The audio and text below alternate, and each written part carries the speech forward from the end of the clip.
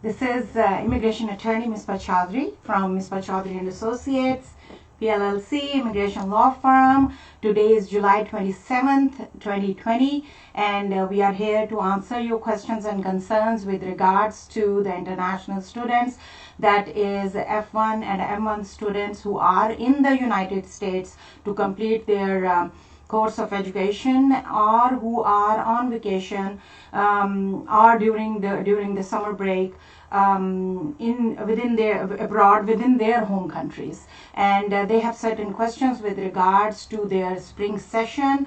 As you remember that the ICE has earlier issued some regulations stating that the students who are not taking all the in-person or some of the in-person courses and only one of the course load which can be online, they are not maintaining their status and they have to either go back or change the status or do something else about this. But that decision was rescinded by the lawsuits filed by the Harvard University, MIT, and several other institutes, and the state of California included with 12 other states, and that was rescinded. That decision was rescinded. Now there was certain confusion with regards to this, which needed clarification, and the clarification was duly issued in the form of the facts by the Department of Homeland Security, some of which the highlighted points I have noted down here after review, and we will also answer certain questions with regard to that. So briefly we will discuss what they are saying, what is implemented now, and how it is going to affect the students which are the international students on F status or M status, completing their course of studies within United States. So number one, it starts with if an active F student, that is the F1 student, leaves USA to complete the spring term on time, their service record should remain in active status and not be terminated. So then now they are saying that the service record will not be terminated if they are to complete the spring term online even, and maintaining status by making normal progress in their course of study. So it's that they are showing the normal progress as supposed to be in their course of study, so their service stays intact and remain in active status. F&M students taking online courses, even if they left the USA and take classes elsewhere, the school that complies with the requirements to notify SEVP of any procedural changes within 10 business days. So they are saying that if some students who are registered online to take the online courses with the institute has the responsibility of notifying the required SEVP of any procedural changes within 10 business days. So that is the requirement which was earlier there also, that the institute has to notify as per the SEVP procedure. If students already arrived in US, should follow active service rules. If they have not entered, they can stay in their country and do register online courses. So some of the students who have entered, who had gone abroad and who have re-entered United States, they will follow the active service rules. If they have not entered, they can stay in their home country and do register online courses. So they can even stay in their home country and still take the courses. They are going to take the courses online just in the same way if they are present in United States, and they are going to fulfill the requirements of the course requirement. They have to maintain their grades, they have to do their assignments, they have to take fulfill every requirement as per their subjects and as per their enrollment and as per their registration to fulfill the requirements of the F1 and the M student, though it will be online. Students already admission, that is the students have already been admitted, school cannot maintain standard operations because of the COVID-19. Deferment is an alternative. They are saying that the students who have already done the admissions, their admissions is complete, but the institute or school cannot maintain the standard operations because of the COVID-19, and they want to defer that can be deferred. It is called that deferment can be an alternative for the students. Schools should not mark study abroad on service record for students taking online courses in their home country. So it's saying that if there are students who are sitting abroad, who are in their home country, who are in Algeria, who are in Bangladesh, who are sitting in France, who are sitting in Turkey, and they are taking the online courses while they are registered in the schools over here in the US as the foreign students. So the service record, and this is for the school record. So they are not going to mention on the application that the students are studying abroad. It is take as the online course is also taken as if they are taking the classes within the United States. If the students cannot return to the USA to attend school in person, once in-person instructions resume, US should terminate the records. They are saying that post COVID-19, everything is fine, everything is back to the normal, even the schools are back to the normal, in-person courses are being open, and the students are supposed to return to the USA, travel ban is gone, and they are back to the school to attend their classes, and they are not back. They do not return to the USA to attend the school in person. So then what will happen? DOS should terminate the record. In that situation, it will be considered that they are not maintaining their F1 or M status, and the DOS, Department of State, should terminate the records. Then DSO may email I-20 and can be signed and returned signed copy via email. So originally what has happened, I-20 needs to be original and needs to be originally signed by the DSO and the student. So now in the current situation, what they are saying is that what can happen is that the DSO may email the I-20. They can issue the I-20 and they email the I-20. And in return, the student can sign the I-20, the electronical copy, and can email that, scan email that back to the DSO, and it will be considered valid. The signatures will be considered valid in this situation. Then it's like... the next thing is about the I-901. So it says the service records maintenance. Service records are maintained, I-901 fees payment maintained, and can be reapplied within 12 months. So if you have already paid the service fees and it's you don't need to file another I-901, you don't need to file that, redo it. It will be maintained and it can be reapplied for the 12 months period. So it can be reused, in other words. Let's see if we have certain questions coming up.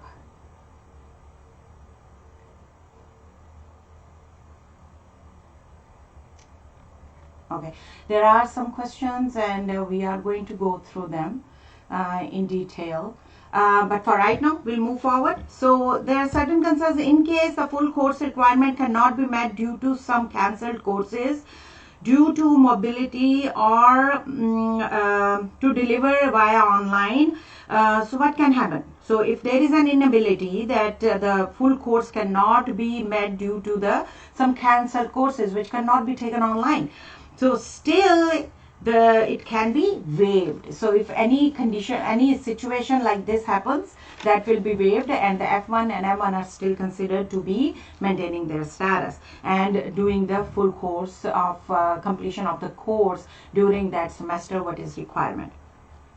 Employment. So online jobs, on campus jobs can be maintained. So they are saying that if some students who are on OPT, CPT, they are working on campus, they are working part-time, full-time, or and if they can do the job online, then it's still maintained. It's supposed to be maintained status.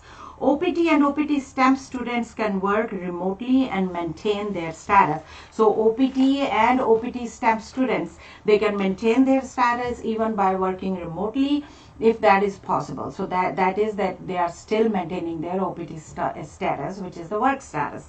CPT students, while outside, abroad, can engage in CPT if they are enrolled in the program, their DSO authorized CPT in advance, and either employer is outside USA or can reach electronically. So in that situation, Also, the CPT students are maintaining their CPT status. OPT students working less than 20 hours are still considered engaged in OPT by SEVP. So OPT students who are less than 20 hours, that is the part-time students, they are, if they are still considering engaged in the OPT, is acceptable by the SEVP. F&M students, that's the international students previously engaged in employment, now unemployed. So if they were previously working, but due to the COVID-19, they have lost their jobs and now unemployed, can contact their state workforce agencies. Like in Texas is TWC. In other states have their workforce agencies to learn if they can apply for the unemployment benefits. So this is the DOS answer. They are saying, Department of State is saying, ICE is saying that, you know what, this is what they need to follow. If they were on OPT, if they are on a CPT, OPT students, and they are, their jobs are gone. They were initially employed, but they are no more employed now. And to see that if they are maintaining their status, or if they are on OPT, there is no job, can they apply for the unemployment like the other people who have lost their jobs? So the DOS answer is that yes, you can contact your workforce agencies, your state workforce agencies which you are in, and you can contact them and ask them that what is their requirement, and if you are eligible to file as a student for and losing the job and apply for the unemployment. So you'll see in this brief, like, which these are my summary notes which I have made after reviewing the 20 pages long facts by the DOS, and what simply they are saying, to summarize all that, to summarize this, for the international students, they can online, even if they are abroad right now, they cannot come back. There is travel ban, there is COVID-19, and they are maintaining their status by taking classes online. Yes, they are maintaining their status, their international student status, and there are certain requirements which are given for the OPT and CPT. If you go through the facts, it is on the USCIS website. You will see that they have certain questions were asked to answer to these. They say, okay, we are still looking for the answer.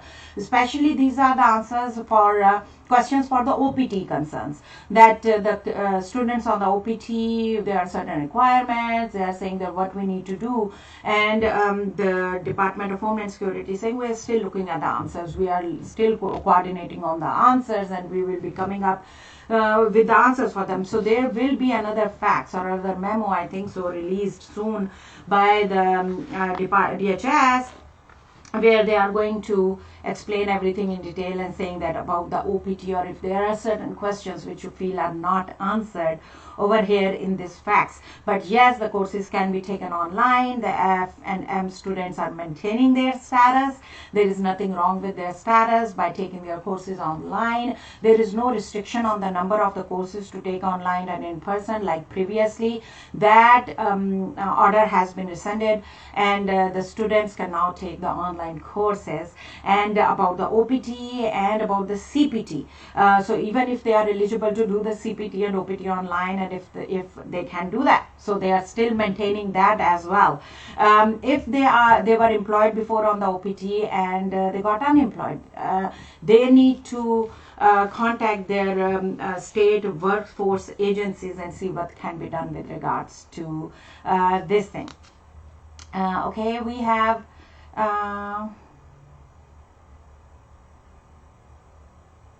okay, so we have a question. It says it doesn't seem to bode well for certain parts of the curriculum, such as labs. Yes, this is a very genuine question. So there are certain courses like labs in which the labs are involved, like science courses or chemistry or physics, or where you need to take labs, and you are unable to do that because the labs needs to be in person. So I think so for this kind of thing, for these kind of concerns and questions, you need to contact your university or your institutes, school institutes, and see how they are going to deal with that. Maybe they are going to do it more theoretical and will waive right now for the labs, and will take care of the labs later on as the part of that valid course. It's totally, and I think so there are certain things also in the facts where they are saying, okay, you need to ask these questions because it may vary in the procedural matters from university to university or from one institute to another educational institute. So these institutes, their departments must be working that how they get things work done around it, like if the labs cannot, because labs needs to be in person, what can be done, how this can be taken care of. But it is a very genuine and very I think so very important question that many students must be thinking, that how it can be taken care of in this situation. And so that is there. Also, we have certain questions. Again, we will do some questions with regards to, some explanations with regards to what's going on the screen. So you will see my name there. I'm an immigration attorney, and in our law firm, we deal with all kinds of immigration. It's a broad aspect, and we take care of all the aspect. We have experience and we enjoy working in all kind of immigration cases, whether it's removal proceedings, it's student visas, it's asylum, it's family-based, employment-based, it's green card process, it's PERM, it's NVC process, consulate process, dealing with ICE. We deal with the Board of Immigration Appeals, we deal with the circuit court. So the thing is that we deal with all kind of immigration, and we enjoy and cherish our experience and our hard work that we put into all kind of petitions. So the thing is that our experience pay off. It's years and years and years of work. So if you have any questions with regards to any kind of concern with any kind of visas, there are so kind of visas, there are so kinds of petitions which you may even don't know if you qualify for. So don't ask layperson. This is my biggest immigration advice. Do not ask any layperson about any legal question. Like, do not ask any layperson about a medical question. Go ask a doctor. The same way, the legal questions, especially immigration, kindly do not ask or take advice of a layperson. It's very important that the legal answer or legal issues need to be answered by the attorneys, because they know and the legalities are involved. So it is not that easy task that can be taken away, or any person on the blogs or any person, layperson, with their personal experience maybe can start giving legal advice. So please, for your legal advice, do not jeopardize your future. Do not jeopardize your immigration status. Kindly ask immigration attorneys if you have any concerns, any questions. Also, one thing very importantly, which I again and again mention, that if you have any concerns, if you have any questions, it's not that you can just send us the questions to us and we can just answer you. There is no one-line answer. We need to go through the facts involved. We need to go through the circumstances involved. We need to go through what has been filed, what kind of documents are involved, and then we'll be able to give you the right advice. So the thing is that please do not, our office keep on receiving these questions online, where on the Messenger, on the LinkedIn, on Twitter, all of these where you guys are asking. I appreciate that you are asking the questions, but the answers to some, the answers cannot be given, cannot be a one-line answer. So there are certain questions I need to go through. There are certain facts involved. So I highly appreciate that you are asking us questions. We give you the opportunity to ask us questions over here. We give you a slot of 30 minutes that you can ask us question live, and we'll try to answer you. Short questions, which journal questions. Personal facts should not be involved in that. So if you ask the question, we like to answer them and ask the questions here. I see that people, I don't know, on live they are not available, but as soon as we go offline, we have line of questions there. So it's better to ask the questions here, so you get the answer, and when you get the answer, other people can also take benefit of it, the people who are listening or who can watch our videos later on. So it's very important that you guys, if you have any questions, ask us now, and we like to answer those questions. So I think so we have and I also, like always, like I told you, that I try to write down the questions from various medium where I'm getting the questions. Some questions got missed up. Some questions I'll be able to write down, put together, and then I can answer those questions. But again, like I'm saying, in this situation, many of the answers questions get unanswered. So if you need the answer to your questions, kindly ask us online. We are available here to answer your questions. If in any case, if you're not available at this time, you can send us the questions. But if it's a detailed consultation, kindly call our office. You can see this scrolling information down there under my name, which has all the information about our Twitter account. We are on Facebook, we are on Twitter, LinkedIn, Instagram. We have our website. We have our email address there. We have our telephone number. You can contact us, take the appointment, take the consultation, talk to us. We are here to help you with regards to immigration. Now, we cannot tell you how to do the laundry right. We cannot tell you how to make lasagna, but definitely we can tell you what to do about the immigration, and we can answer your questions. So now we are going to answer the questions which I have listed down here. I will read them. As I've told you, we are not going to mention the last name, privileged information, and we are not going to mention the city or address. We'll try to put in the state and the first name only, address namata. Let's see what kind of question we have. Thanks for such a comprehensive info. You are welcome.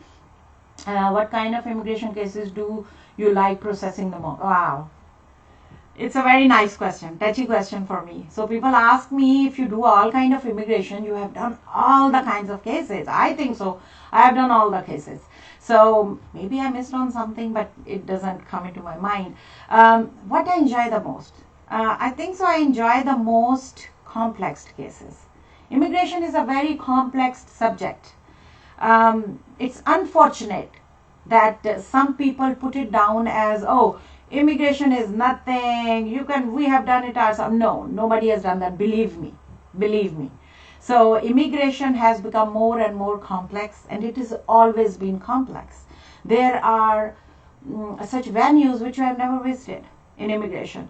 So it's always important, and for me, the more complex any immigration matter is, it becomes a challenge for me, and I enjoy doing it or solving it. So yes, that's a very good question. I like your question. Okay, which cases do you think are constantly overlooked and especially need the help of an immigration attorney? Many cases. In immigration, I think so, even filing anything, even filing for any extension, even filing for the visitor extension, please do not do that. Because you do not know, if you are thinking, oh, just an application, I'll fill up the application, send it over. You do not know what is the appropriate documents needs to be accompanied. You can get a generic list of documents, but it's not the concrete list. And the officer has the authority now, since last year, that they can just reject or deny your application based on that, or you have missed a document or anything, or not even mentioning what document you have missed. So please do not take this into your hands. It's very important. Do cases go through faster with the help of an attorney? I think so. I think so, in my experience. Now, was hoping for some so here's one of our guys, he's hoping for some spaghetti recipes. Can't help it here. So we have 6 minutes left. Let's try to answer your questions. First question is, does perm process is required to do employment-based green card process if one is on L1B status? So this is a question from Roger from Kentucky. So Mr. Roger is questioning that he must be on the L1B status. He's saying that if on L1B status, and if the employer wants to file for the green card, what needs to be, the perm is involved or not? So yes, for the L1B candidates, for the for the green card process, employment based, the perm process is involved, though it's not for the L1As, but it does involve for the L1Bs. For L1As, they can directly move forward with the I-140 employment based petition, but for the L1Bs, the candidates need to go through the perm process and then move forward to the I-140 and then the adjustment of status. Are L1B visas still being granted? Yes, the L1B visas are still being granted. L1A visas are still being granted. Everything is being granted. There is no halt on that. There is a simple stay for 60 days what they have put in. And we are getting mixed answers about how the consulates and embassies are dealing with it. Consulate and embassies are trying to update us on that. So it depends. For right now, the people who are there, certain people, so there are two situations. Either number one, they are trying to apply for the L1B, that is on hold. If they are already on the L1B, they are back home country, abroad, on vacation or on on some off time, and they are trying to re-enter, and they already have the L1B issue, they already have the L2 issue, they already have the H1B issue, H4 issue, yes, they can re-enter. There is no restriction on them because the visa is already issued, right? I think so. I first misunderstood the questions, but this is the answer I think so you're hoping for. Second thing is usually how much time period is involved in the NVC process. So this is Samantha who's asking us the question from Texas. Samantha, NVC process depends roughly, it's 2 to 2.5 months. Depending on how faster you are providing them with the documentation what they are asking. National Visa Center processing depends on complicated documents. I have always said that as an attorney also. I think so NVC documents are complicated, which we call DS documents, Department of State documents, their applications and the kind of applications they have added in. Now, most recently, being part of the affidavit of support and all those documents and information. So I think so it takes a little longer time to process them and send them over. And once they are uploaded in their system, they usually take 60 days to process them. And then once the file is complete, they move the file forward to the embassies or the consulates to schedule the interviews for the applicants. I'm a US citizen and I have applied for my sister in Honduras. How much processing time is involved? How can I check the status of the case? That is Rosie from New York. So Rosie is a US citizen, and Rosie is asking that I have applied for my sister in Honduras. So it's a sibling category. So a U.S. citizen has applied can apply for the siblings, and if they apply, usually the processing times falls between 9 to 10 years roughly, and then it goes to the NVC process. So NVC process starts it. So either your family-based petition can be approved in 5 months, 6 months, or can be approved in 2 years, 3 years. They are sitting on it. But they are going to move it forward to for the National Visa Center processing, that is the visa processing, once your priority date becomes current. And the processing time roughly for the siblings of the US citizen is, for right now, is 10 to 11 years. So people are sitting on it. There's a long wait, long time period, but you can do, and that's my advice. As soon as you become a US citizen, if you want to apply the petition for your siblings, for your parents, for your spouse, for your relatives, you can do that. For the qualified relatives, do it as soon as possible. Do not waste time on that, because the processing time is long. It can be delayed, it can be backlogged, so it's important to do that in a timely manner. Then we have a question. My parents are here within the USA on visit visa, and I am a US citizen. How can I keep my parents here? This is Alia from Ohio. So Alia, your parents are here on a visitor visa. You are a US citizen, so it depends if you want to go ahead and file for their adjustment. Once they are here for two months or more, that is 60 days, you can move forward and put in an application for the adjustment of status for that. Along with the adjustment of status, you can file for their work authorization as well as advance parole. Those are commonly called travel documents. And They can stay here during that time, during the pendency of the application. Then there's the last question. I am on H-1B status within the USA. My wife is currently on the F-1 student status within the USA. Can she be on my dependent visa here? That is Arjun from Denver. Arjun, it's yes. Your children under 21 years of age, your spouse, if you are on the H-1B status, they are your dependents. And if you are maintaining your H-1B status, that they can be here as H-4 dependents for you.